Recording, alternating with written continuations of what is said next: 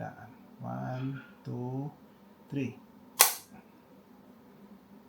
Hi guys! Today is November 27, 2024, 5 p.m. So, done na yung aking glucose na monitoring sensor. Kaya magpapalit na ulit kami. Ang gamit ko ay Freestyle Libre sensor with monitoring. So, this is 14 days valid. After 14 days, kailangan ko na mag-change ng sensor. Ayan. Si Daddy Raymart yung nagpapalit sa akin. So, ito yung current ko na sensor, tatanggalin namin.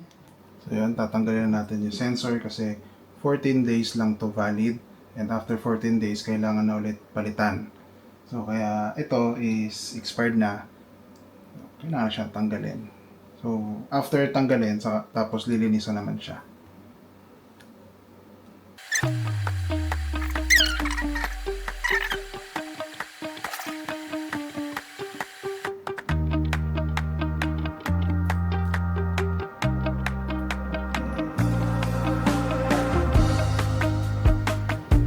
siya. Ito yung sensor na tinanggal. May Ito yung- needle sa loob. may needle siya sa loob. So, kung kita nyo.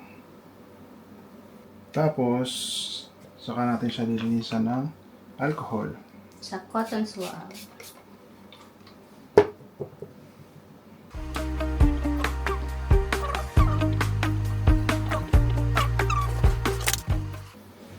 Tapos, saka natin siya lalagyan ng Band-Aid.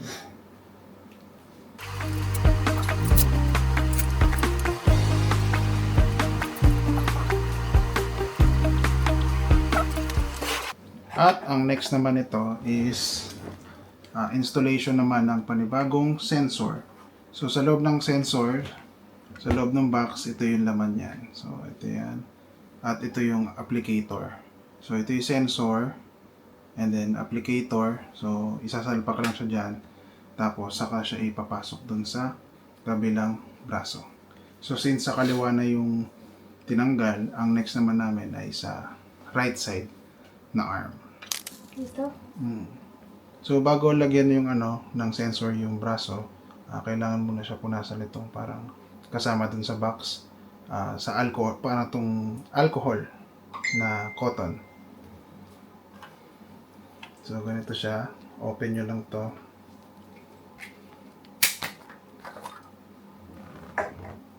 So ito, applicator, and then ito yung sensor mismo. Yan, ganito siya sa loob. Tapos, isasalpak lang natin to para makuha yung sensor and then saka i-inject. Yan, ganito.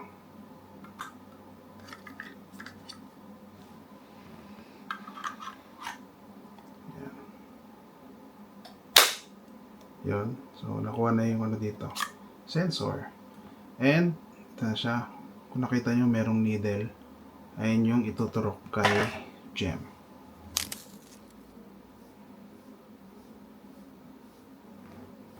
Ready ka na? So yan, ituturok ko na tong sensor. And mas maganda to iturok dun sa may mga fatty part para hindi siya masakit. At saka ito yung recommended na paglagyan sa braso talaga. Yan. Masyado siya mababa. Ito.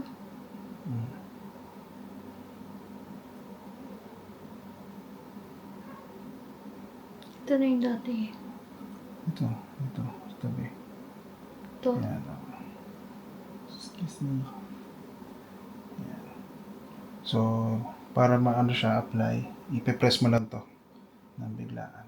1, 2, 3. Yun, yung click na yun, pag tumunog, ayun na siya.